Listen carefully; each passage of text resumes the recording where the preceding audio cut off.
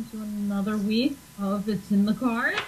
It's Wednesday, and we have been having all winter some snow activity every Wednesday night for the show, or just really freezing temps with lots of winds, and the spring weather jacking up to 85 is no different, except instead of the snow tonight, thunderstorm just, I believe, ended.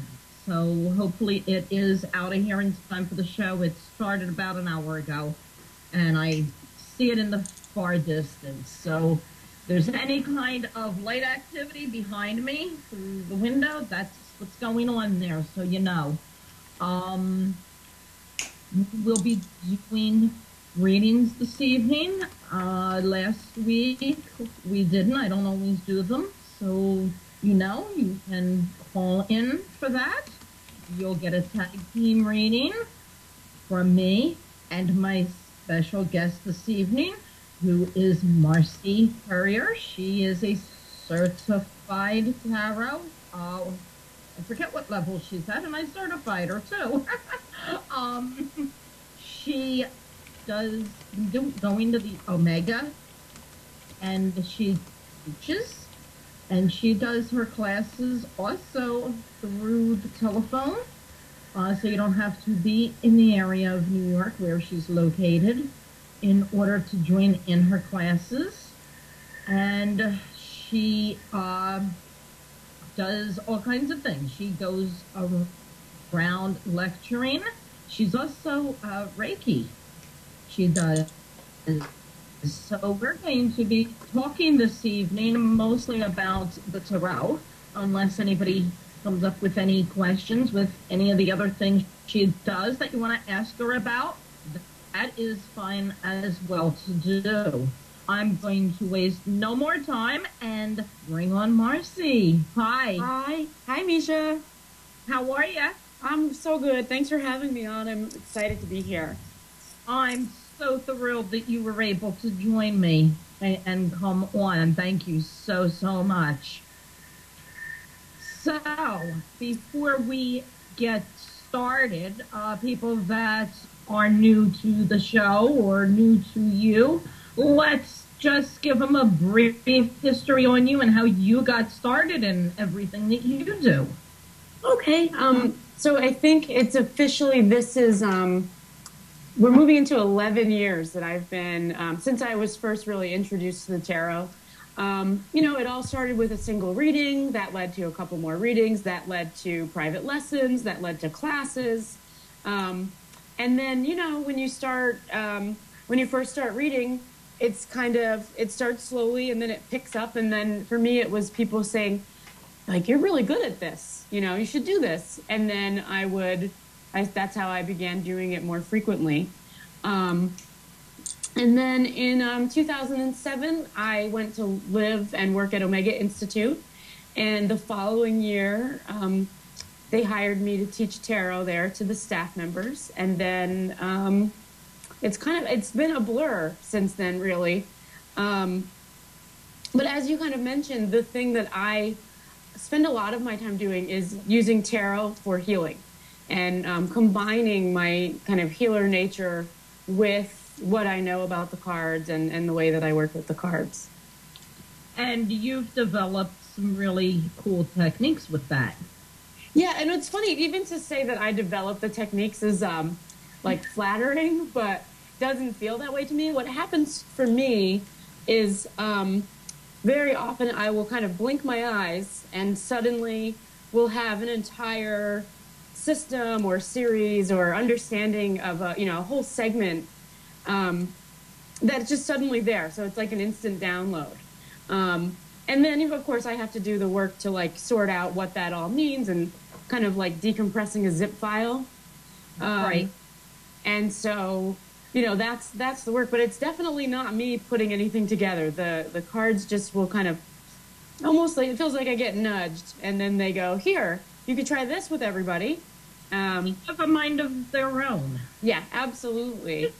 Absolutely. Including at, with one of the common questions people starting out is like, well, how do I know which deck? Well, literally, there's been plenty of times where, and not just me, you hear it over and over again with readers. You're in the bookstore or whatever holistic shop, if you have one of those around, and a deck literally just falls off the shelf. Yeah, well, my deck I bought, like actually the deck that I'm using tonight is the very first deck that I ever put my hands on. It's like my very first tarot deck. And it's an old, Rider Waite.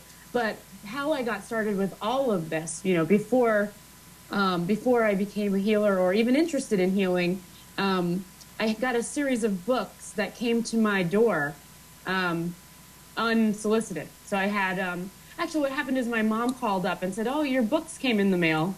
And I said, I didn't order any books, Mom, but they were, just weird enough, as she kind of puts it, that she assumed they were mine. And trying to remember now, the main one was a Barbara Brennan healing book. And then there were two other, I don't remember the other two right now, but it was like, I figured it was good that they had come to my door and not fallen on my head. You know what I mean? It was just so like, okay, this is what we're learning next. Right. The universe, gives it to us. Mm-hmm. Sometimes not so blatantly obvious as others. Right. Exactly.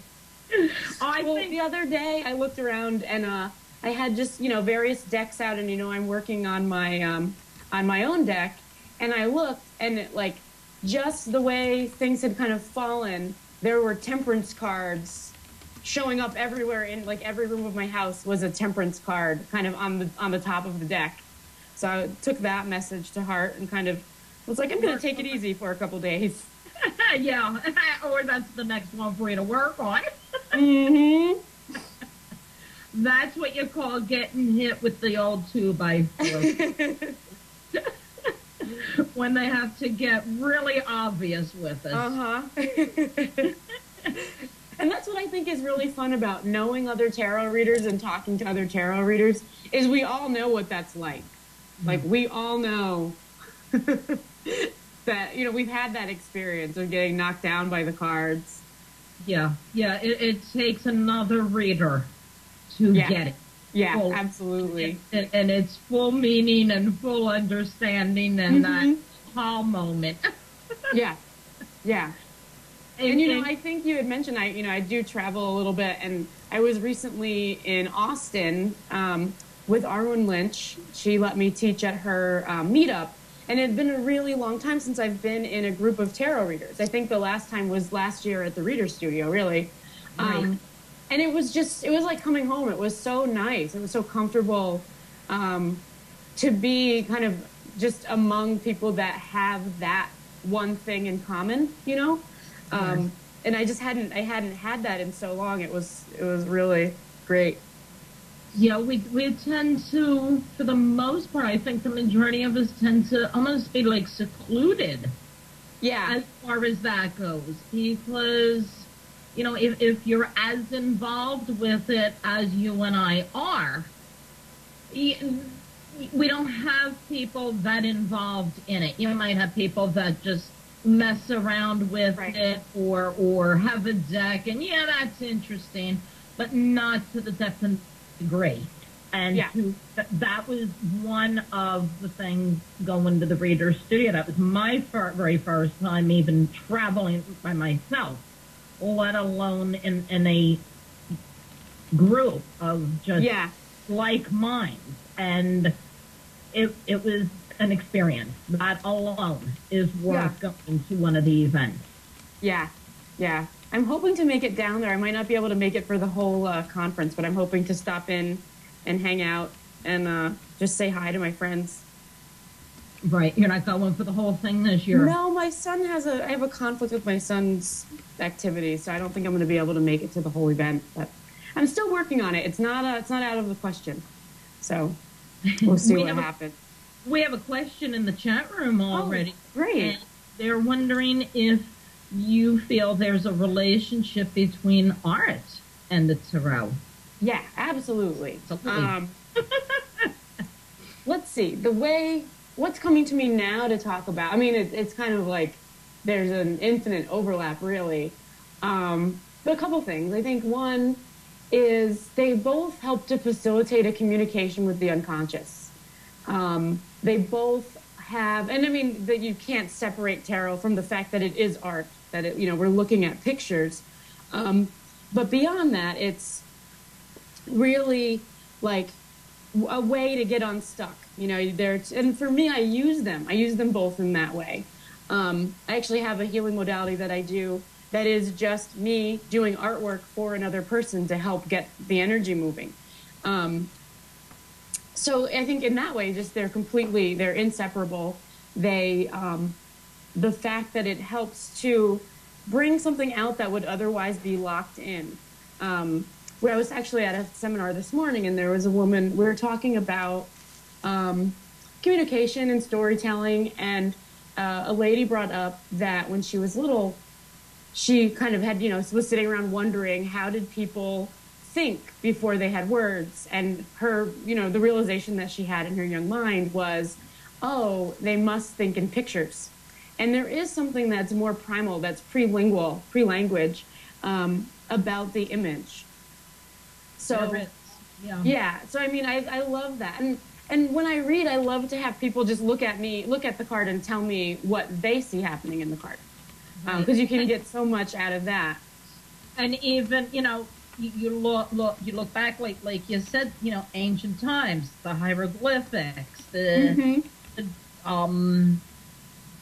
drawings that they find in the caves and things like that with the images. Yeah. And have you ever, when you try to explain to something, or you try to explain to someone something, and the only thing you can think of is to kind of draw them a map or try to sketch it out? Like, there's something when we communicate using imagery, it opens up all of these doors that are closed when the language isn't there, when the words aren't there. And then the other thing that I would say that may not be quite what the caller is getting at, but that occurs to me, is that reading itself is an art. Once you've memorized the messages and you memorize the keywords and you've got the spreads all down, that's all of the kind of linear scientific part of reading. That's the science brain. But when it really comes to creating a story for the querent, or diving into what is being said and using your words a certain way or pointing out a certain part of the picture, that's where it turns into an art. It's something that really takes some creativity and some improvisation, all of the stuff that goes along with really good artwork. Yeah, and it just ends up taking a mind of its own. Yeah.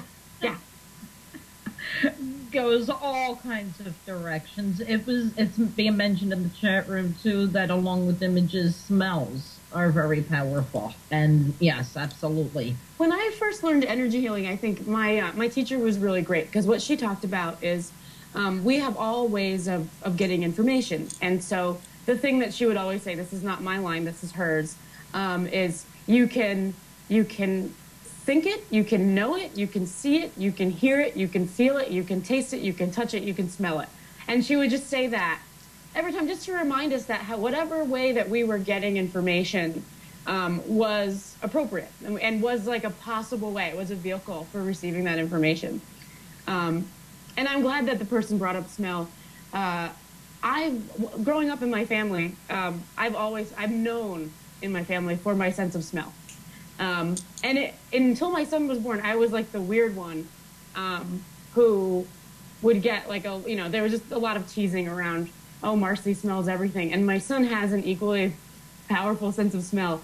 So he and I will actually communicate, hey, this smells like grandma's house in the rain. Or like we have this very nuanced descriptions of the smells that we're familiar with. And it's nice. It's like we have our own vocabulary. But yeah, sometimes you'll get like those psychic smells where it's not actually happening, but you can smell it. Yes. Happens a lot to get the point across to the client, and whatever little kick that they need to, and let them think real. I've had before where it was actually, now I'm not a medium, but I did a reading. We were finishing it up, and she says, I have a little bit of time. I said, yeah. She says, are you able to, like, get in touch with my grandmother? And I looked at her, I said, well, I'm not a medium. Every once in a while, I do my normal investigating and stuff, but I don't actually do that. But all of a sudden, I realized an hour prior to that appointment in the car, for absolutely no reason, I was smelling fresh oranges, as if the car was just loaded and somebody was sitting there squeezing oranges. And I just looked at it. Wait a minute. Does oranges have anything to do with her? And she's like, oh my God, I thought you don't do this. I said, well, I don't, but I was smelling oranges an hour ago prior to so that, that was really strange. And well, one of the things that I've taught is to give like a full sensory reading. So I'll have the students, and this is more just a practice, but it's totally, ends up being useful in readings. But when you're trying to convey an image to the querent, or whatever is coming through in the cards, to be able to go like, okay, what's the feeling on my skin? What's the feeling inside my body? What is the emotion that I'm having? If this had a taste, what would it taste like? If it had a smell, what would it smell like? And really fleshing it out that fully and getting yourself to the place that you're not overlooking the five senses as sort of a part of extrasensory perception. Do you know what I mean? Right. I think a lot, like, we get really excited about being psychic, and our natural senses, number one, I would say being psychic is a natural sense, but the ones that we're already aware of, we're often not using them to their full capacity either. That's true. And you really don't realize it because we just have this instinctive knowing, whether it's through just the empathic feeling and picking up, or reading the person's, aura and energies or whatever. And you don't even realize it until you said it, that how we just bypass our normal senses that everybody is used to, the five. Right. And if we just started there, if we just started actually, feeling what we feel or hearing what we hear or whatever, it would bring us into a stronger sense of alignment with our own being. It brings our energy into our physical body, which then allows us to be more, just have a greater level of awareness, which is going to then open up all these extra senses. Right. And so a lot of times I don't even teach like intuitive development stuff because, or if I do teach intuitive development, it's not about, reaching off into the ether to get better at being psychic. It's about paying attention to you in the moment. And even, like you'll see, I'm sure this happens to you, where you'll ask a querent, like, hey, look at this card and tell me what you see. And they'll say, I don't know. And I'll say again, no, just look at it and describe what you see. I don't know. Like, look at it. And then once you start doing that, and again, I'm sure you're familiar with this, but once you start doing that, and so we'll use seeing just because that's an easier one than smelling for our intents here. But you'll start to notice that you see, like, you can look at the same thing a million times and see it differently every single time. Yes. Or for whatever reason, you're doing the reading, and in a specific card, something just is emphasized. Right, like a certain color or a certain shape or a certain image on the card. Right.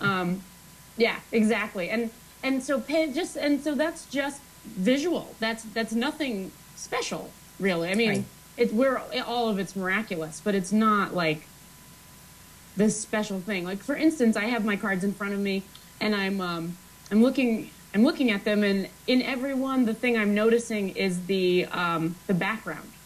Like, I've noticed that my my eyes are being pulled to the background or the very, very foreground, and like having a harder time looking at the middle ground. And that's got to tell me something, where my sights are set at the moment.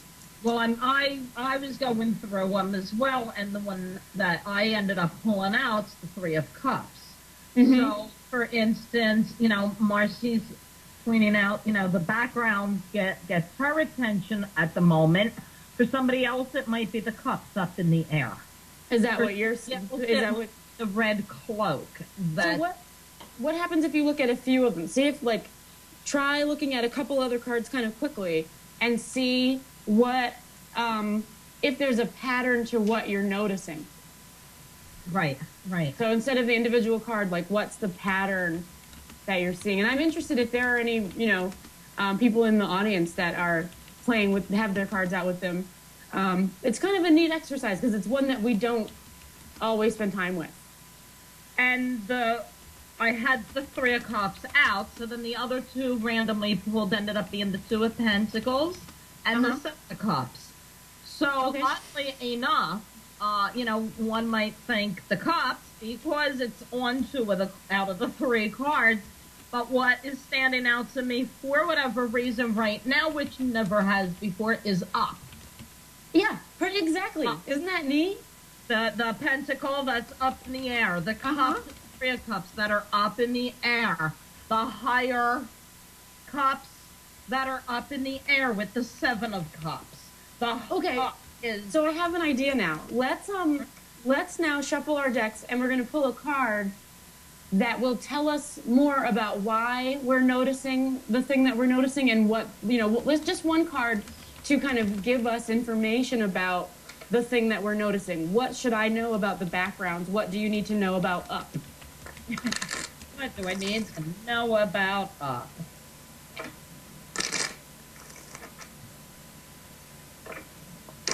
I got a cup up. The Ace of Cups.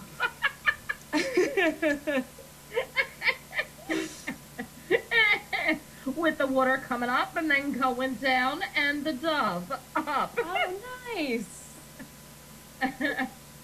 It's funny because and what's so cool about that is I don't necessarily have words for it, and I don't necessarily see you having words for it, but the image, we both have this sense that image is perfect. Yes. Yes, absolutely. I don't, everything's working its way up. Yeah. Aces is new. Cups is the emotions, the feelings from the heart, for those not familiar with the card meanings or how to interpret them. So it's new opportunities. And what did you end up getting for your background? So I got the Ten of Swords reversed, and I've got the Rider-Waite, the classic Rider-Waite, Ten of Swords reversed. I'll find it online while you're talking. Okay, so what I immediately noticed, the way that it's laid out is we've got the guy, and he's got those 10 swords just right in a row down his back. And it's creating a barrier between me and the background. And so the sense that I'm getting from this card is that there must be something that it's just telling me you're not going to get to where you want to go if you don't deal with what's right in front of you first. Here is the card. Just found it. And it was in reverse. This is what it's like upright. But this is how Marcy pulled it. Reversed. Yeah. And so it just seems to clearly be telling me to pay attention to what's in front of me before I get too far ahead of myself. That there's something I haven't, let go of in the now to get to where I want to go. But do you see what I mean now too? I mean, this is what happens when I read. We didn't plan that. No, right? not at all. And it's so cool. Guests come on the show and they, some of them want to be, prepped ahead of time and I'm like, you can't do that. Because I'm also an improv girl. I love improv comedy and improv performance. I don't know if you knew this, but I actually have a show, or have had a show in New York City where I worked with an improv troupe. And I would do a spontaneous reading, and then the troupe would get together and they would they'd act out various parts of the reading. So and that really forces you to just, what'd you say? I wanted to interrupt because I'm noticing the time, and we do want to open up the phone line. Okay. Let everybody know they can call in. You can get a tag team reading from the two of us, and we'll be taking the calls for the rest of the show. So go ahead. Sorry, I wanted to get that. No problem. I'm excited to hear from people. No, I was just saying that, you know, and I think tarot, being a tarot reader, really helps get you comfortable with being in improv. Because the whole thing is you have to just not know what's going to happen next. You have to empty out and be ready. And it helps me when I I run an open mic up where I live, and it helps me host that and be confident that it's going to turn out okay. It helps me in my tarot performances where I just kind of, you know, get really comfortable with the fact that I do not know how things are going to unfold. It's really super helpful. Exactly. And, you know, that's the way life is. We never know from one second to the next what's going to happen. Now, we do want to touch a little bit with, you know, healing and relating to the major arcana. Okay. So, this actually, I have the feeling this is going to turn into an ebook, and it's going to be a 22-week course that I'm teaching the staff at Omega Institute this summer. But the way that it works is that it ended up being a method for compiling the various intuitive healing meditation techniques that I have kind of used over time with different people for different things into a cohesive unit. So what we're going to do is, I think we can practice. Yeah. I want to let everybody know, sorry, Marcy, first. Not everybody out there does the cards. There's some that are, you know, just listening. They get reading done and things like that. So a deck, for those that don't know, is 78 cards. The majors that we're going to be discussing, there's 22 of them in the deck out of the 78. And I'm pulling them all out now so that as you're discussing, I can have it shown on the air for him to actually see. Yes. So would you like to pull the major arcana? And you can just flip until we get to a major arcana. And then I'll share the meditation that goes with that major arcana. Or do you want me to just pick a card? Well, I got all 22 pulled out already, so if you just want me to shuffle them and randomly pick one. Yeah, let's do that. I mean, we could, if we get stuck, we can go to some other one, but let's just see what comes out. Some of them are more fully fleshed out at this point than others, but let's see what, the star. Okay, I mean, this is an easy one. This is, so this one is not so easy on the radio, actually, or on the webcast. But the meditation that goes with this is a crown opening. So, and we don't have time, but we would go through each of the chakras, and we would clear through our chakras, and then just spend time putting our attention to the top of our head, opening our crown, and inviting the energy of the stars into our crown, and see what happens from there. Another aspect of this is, have you ever done eye gazing? Yes. So it would be that, holding the space of gratitude and blessing. And, you know, this is a much more experiential one because and I think that's what I found with the higher cards from death up are much more, like the first half of the majors are tools that you build with, and then the second half seem to be more experiential. Right. Developing more. Yeah. Yeah. So let's talk about the one for the magician, just because that's easy. Okay. Actually, we'll start with the Fool. So I'm going to go, I think what I'll do is go through a few quickly rather than trying to do them actually. Just to give a sense of how the process works. Here's the Fool. So you have the Fool, and the first thing you're going to do is take a look. You know, the Fool has his little pack that he's carrying, and you're just going to close your eyes and take a look and see what is in your pack. if you're the Fool, what do you have in your pack? Ah, pretty neat. And so, like, as I'm doing it, what comes to mind is, and I haven't done this one in a while, but what comes to mind, what I see is, I've got a deck of tarot cards, of course. I've got, like, dog treats, which surprised me at first because I don't have a dog, but then I remember the card, and he has his companion. So I think the treats are to remind me that I have my companion that's there when things get rough. Right.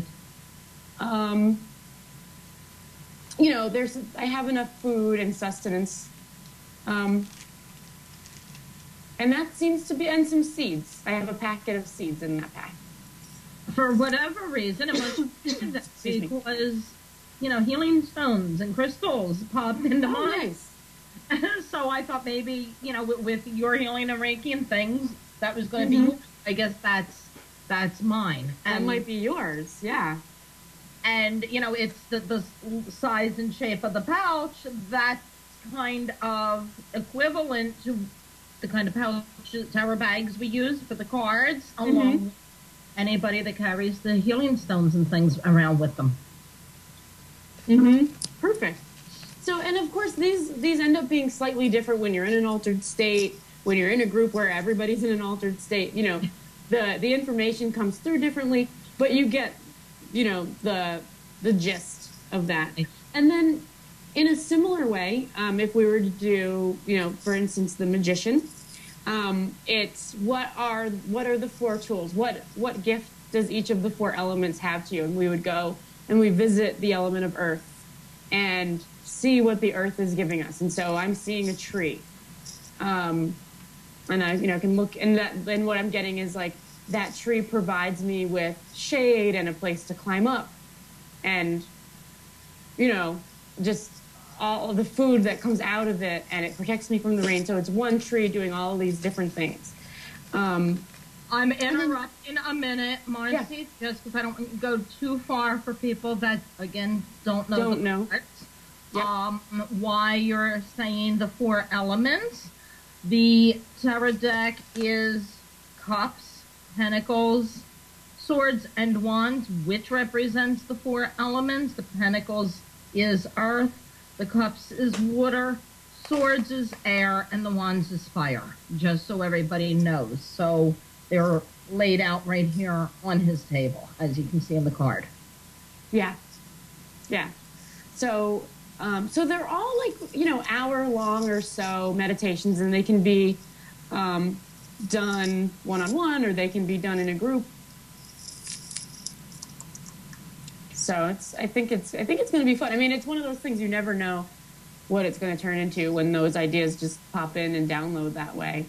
And each time could be completely different. Exactly. And you had mentioned I'm teaching a teleclass right now that's like that, where we're working with each of the 4 elements. So it's basically like an elongated version of that magician meditation, and we're spending an hour class on each of the 4 elements. So yesterday was earth, next Tuesday is water. Maybe we'll see what next week ends up being. And every time it's different. It's like you could take this class, and it always surprises me, where I've taught this class before, and it's different for me. And, you know, I just keep having different new experiences and new messages and new information coming through every time. Well, that's what keeps tarot from being boring. Are there any other of the major arcanas that you're interested in what the meditation looks like, or what the exercise would be? Just pop the moon. The moon. All right, give me a second. Let me see.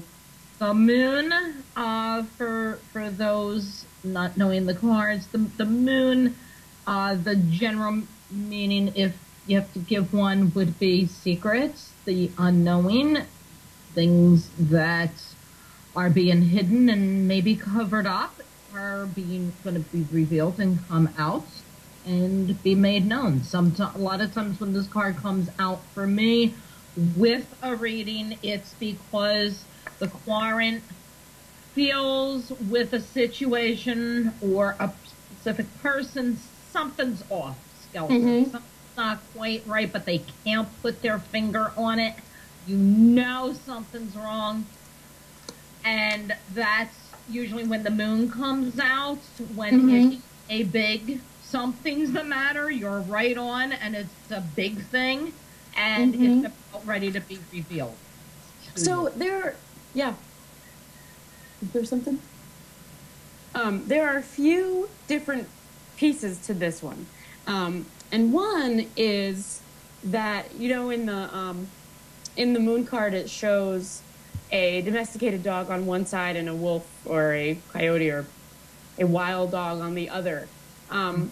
So part of this is about being able to fluctuate between your kind of polite nature and your more hidden werewolfy nature. So there are exercises that have to do with tuning into, like, okay, this is how I behave when everybody's looking, and this is how I behave when no one's looking. The good and the naughty. Yeah, and also here are the things that I have that I want everybody to see and that I'm okay with seeing, and then here is what I do not want anybody to see. And here's what's hidden. And it's also, the moon is associated with the element of water, so there's a lot of just dissolving. What can you dissolve? What hidden thing that's been sitting around in the darkness can you dissolve and release or let go of? Something, yeah, past issues, a past hurt, things like that. You know, face it and get on with it, because so many of us, and it's so common, we just want to, you know, a situation or a person's out of our lives and done, so we don't want to spend any more emotions on it, and we just move on. Well, exactly. You're not dealing with the loss, because regardless of the relief, the ending of that situation or friendship or whatever it might be, and the, whew, thank God, feeling that you have, there's still a sorrow to some degree that has to be dealt with, because it did have meaning and purpose at one point in your life. Yeah. Yeah. So, but yeah, I think this will be a fun project, and it is fun, kind of neat, different. So, yeah. The ones that I've done in the past is more like what, you know, most of them, except for the moon card, is actually, you know, people in them. My things that I've always done is, what does the actual person have to say to me right now? And which person, for the ones that are multiple people. Like, for example, the devil card. You have the devil, and then you have him and her chained up there. So 3. Which one needs to speak to me right now, and what message is it they have? I like that. The one that I do with the devil I love is like where you picture in front of you a barrier. And what does it look like? Is it a wall? Is it a fence? Is it a pile of rocks? What is, you know, and so you get into the imagery of, like, what is that barrier that's in front of you? And then you imagine in that barrier there's a door, and, like, okay, why can't you go through the door? Is there a person in front of it? Is it locked? Is it? And then you just keep, like, looking around in that scene, kind of like, it's almost like lucid dreaming, where you look and look and look until you find a way to get through that barrier. And maybe there's a ladder you haven't noticed. Maybe there's a person that could help you that hasn't, you know, come over yet. Like, whatever. But it's a great way to realize that we really do have the power to change our reality by what we're picturing, what we're imagining, what we're doing. Well, that's a neat way, because when that's been done, not so much I've done it that way with myself, but with clients when it comes up. What's the chain? What is, oh, I love it. Yeah.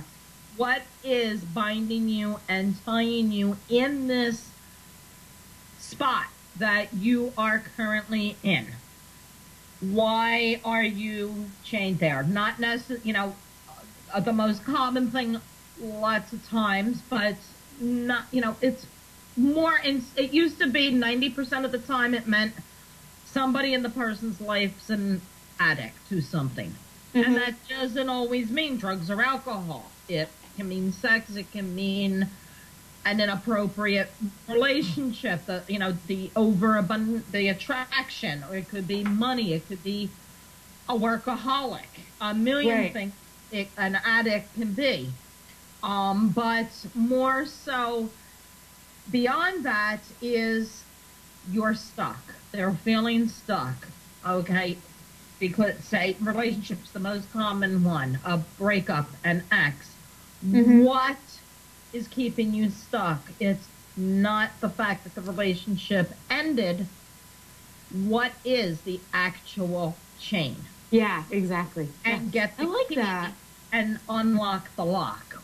Or, you know, if we have to use the metal cutters, then yeah, like cut what is it? I love that. I really like that. And lots of times people will realize, you know, they'll come out with, I miss the way you made me feel. Really? But it came out earlier you were abused. So, right. Yeah, what you're, you know, different things like that. Somebody, about a year and a half or so ago, I was doing their reading and they just looked at me and they're like, God, you're like an X-ray machine. I mean, oh, well, maybe I can use that. Some, you know, X-ray readings or something. I don't know. But it's true because I look. Everybody knows the surface stuff. You know, we're sick of the toilet seat being left up and picking up after the other party with their clothes and whatever it might be. That's the surface annoyances. That's not the reason you're should I leave him or her. Right. Is this worth fixing? There's a deeper meaning. That's the Band-Aid stuff. And I don't even mess with that. Same here. Same. And I guess that's where the different approach, you know, cut through the chain. I love that. The key to unlock the lock that's tying you there. Ladies, can I ask a question? Yes. A few moments ago, you guys were talking about the exercise where you were taking individual cards and seeing what highlighted to you. Yes. Right. Background was cups for Misha. Was the background? You know, my question was, with the difference between the way men and women process visual information, does that mean that a man would be a better reader than a woman, or a woman would be a better reader than a man, or does that simply mean one could be genetically predisposed to pay more attention to visual information? I think what it actually would be is like, one is that there may be, I mean, I haven't tried this so much, there may be a difference that kind of lines up with sex differences. But I wouldn't necessarily say better or worse. I would say it would be good to identify what those differences are and then account for them. But really, if we're using our creative intuitive sense, which is what we're doing when we're doing this part of the exercise, and I've done this intuitively, like in 3D real life, not with cards, with all kinds of people, and it always works and isn't necessarily, you know, better or worse or different for men or women. But basically, whatever you notice is going to tell you something about yourself and what's going on. So, Eric, do you read cards? I dabble. Do you have any with you? Could we, like, see what you're noticing when you look at the cards? Sure. Let me get them out and get them shuffled. Go ahead. Talk amongst yourself. All right. I didn't mean to ignore you in the chat. I just... Oh, no. And we are talking. We've had storms blowing through here in Misha, so I got out of the chat room just to make sure I had enough bandwidth. So that's the only reason I was asking. Right. No, that's fine. That's fine. Um, What do you think about that, Misha? that's interesting because the men are from Mars, women are from Venus, or vice versa, or wherever. And right-sided, left-sided. And I think in general, men seem to be less perceptive. Mm-hmm. Oh, See, I don't have that experience, but I also live in a really different kind of community, where all of my close male friends are tremendously psychic and very sensitive and, intuitively sensitive, not just sensitive, but, have trained themselves to be intuitive and are working on having a more balanced masculine and feminine left-right brain mix. So I haven't seen that, but I also don't spend as much time in the general population asking these questions. I have a pretty self-selected, balanced group that I work with. Right. See, I can go by my unit, which is I remember years ago, when we first got married and got the house, and I was decorating, and on the end table, I had gone out that day with my mother and bought this. I mean, a big elaborate table lamp. It was one of those they were the acrylic, about 18 years ago or so, and they were shaped like flowers. And they lit up. Yeah. So it wasn't this small, tiny tabletop thing. It was big, and it was on the end table at the sofa, right where he sits. It took, honest to God, 6 days of him coming home, plopping in the spot of the sofa, right next to the end table and that lamp before he realized, well, you bought it today? No, I bought it 6 days ago. No, you didn't. Yes, so that's what, and that's what I'm used to. My father, my son, all the males that I've had throughout my life, as a part of my life, are just not perceptive. Mm-hmm. Well, that's always interesting to me too, then, because I always look at like whatever life that we're experiencing is a life that's been created on some level by our subconscious mind. So the kind of men or women or people or whatever animals that we encounter all are going to give us information about the reality that our subconscious mind, that our system has constructed for us. So it's really fascinating when we start to see the patterns and the similarities in the, you know how you can kind of like have a friend and then you have a new friend, but it's just like the other friend. And then you get a different friend and it's, the same patterns and the same stuff comes up, and it's how we operate. Right. All right, we're going to be running out of time. What did you get, Eric? Well, I did just a simple 3-card. Mm-hmm. Yeah. And this is what I got. I got an inverted justice, the 7 of cups, and the sun. Okay. And what is so ignoring that, because we don't even care necessarily what the cards are, ignoring that part, where is your eye being drawn to naturally? Believe it or not, my eye is drawn to what I can't see. And I'm going to clarify that. When you look at justice, there's a curtain behind it. Ah. Okay? When you look at the 7 of cups, because I have just a standard Rider-Waite. Yeah. When you look at the 7 of cups, in the very middle of the top row of cups, there's a cloak, but it covers something. It covers the unknown, correct? Interesting. And when you look at the sun, there's the child sitting on the horse, rebirth, but there's also a flag, a banner. What's behind the banner? So it's interesting because what you're really, the deepest similarity there is it's all something that's behind like a curtain. Right. Because it's not just what's hidden, it's something behind fabric, right? Because you have the cloak, you have the curtain, you have the flag. So it's all what's underneath the fabric, which is kind of it's an interesting one that you pulled 3 cards that have fabric on them. And it immediately what I thought of was like the man behind the curtain. Yeah, the Wizard of Oz. The Wizard of Oz. Right. And then also, you know, curtains, we use curtains to keep out unwanted sunlight, to keep other people out. Like, I actually just put up curtains in my my living room today. It was like a big project. And so that's funny too, to me, just the synchronicity of that. And my curtains are so people can't see into me at night, and they're so that I can have, like, maintain some control over the light and dark balance in the room. And do you want to pull a card, Eric, on like what the tarot has to say about what you've noticed there? I was going to throw in there too, because it's the joke there that, you know, he's the voice behind the unknown voice, the voice from beyond. Well, I'll tell you what I pulled. And forgive me if I'm wrong, but it's the 10 of pentagrams. Pentacles. Pentacles. Yeah. Oh, yeah. I pulled. That's the card that I pulled. And once again, the man in the bottom left, all three figures are robed, but the man in the bottom left corner has a huge robe that covers, you don't know what it's covering. Uh-huh.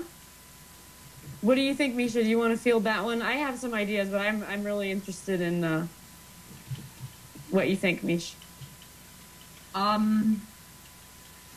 Well, you know, like I just said, we're always joking that the voice from beyond that nobody ever sees each week, but he's behind the scenes making everything run. Without him, you know, the show wouldn't be here. We wouldn't be doing this tonight. So, you know, and immediately I got the picture, honestly, of the Wizard of Oz at the end, where, you know, the man, the wizard, the curtain. And that's kind of, you know, the perfect example of what Eric is. He's the guy behind the scenes that makes everything here at Penn happen. It's, yeah, I love it. I mean, it's so perfect. It also, when I look at the 10 of Pentacles, lately, I've been actually doing a lot of work with the 10 of Pentacles, and the, something about the 10 of Pentacles that's been occurring to me more and more and more lately is that it's like everything that we've built up over, it's like the final layer, it's the outward layer. You know, it's our home, it's the thing that we live inside of. It's the job that we've secured so that we can be secure and comfortable. And so I love, it like feels like two totally different energies. That curtain on one hand, kind of running the show behind the curtain, and then you have the show of the 10 of Pentacles at what we're putting out to the world. Right. And he has his own show in the lineups Friday night. Oh, perfect. Right? Yeah. Yeah. So it just makes me think, Eric, that like there's something where you might have to be very mindful of what's behind the scenes, or that your mind is on what's behind the scenes in order to make what, you know, to make the scenes themselves. Well, here's a question that I have for you two ladies in the 2 minutes or so we you guys got left. Yeah, look at the clock. When you look at the 7 of Cups, is that person facing the cups, or is that person simply blacked out and facing you? I've always imagined him facing, the person that, I've always imagined that person facing away. Because you can kind of see the back of his head and the way he's standing. Has always looked to me like he was looking at the cups. But I suppose... No, you can tell by his hand that he's facing backwards. Right. If you look at his, well, maybe not, I guess. Here it is for... This is getting real trippy. It's all in each individual's perspective and what they're seeing. And sticking with... It's what I was saying earlier, how, you know, tarot just, it's not dull. It's never the same. It's not like math where, you know, the 7 is always this, or, you know, whatever. It's constantly changing. There's always things, no matter how many years you've been doing this, there's always new things to learn. Here's the 7 of Cups we're talking about. And we're running out of time because we have a show that follows me now. So we have to end this. But I'd love to have you back so we can continue it, because this was so much fun. You know, we can set something up. Have you back on. I'd love to come back. This was really fun. I had a really good time. Yes, me too. I'm setting up for, I think I have 1 week left in May opened up, and then I have June. Okay. And we have a couple new shows that are starting here on Penn. One starts this Friday. The regular viewers out there have heard him on the show as a guest title. He starts with one of his shows this Friday night, midnight Eastern. So you'll want to stay tuned and get a hold of the schedule and take a look, check out all the shows throughout the week. Thank you, everybody, for joining me. Welcome to the new ones. Hope you enjoyed it. Find me on Facebook. It's in the cards, or on Facebook, Tarot by Misha. I'll see y'all next week. Take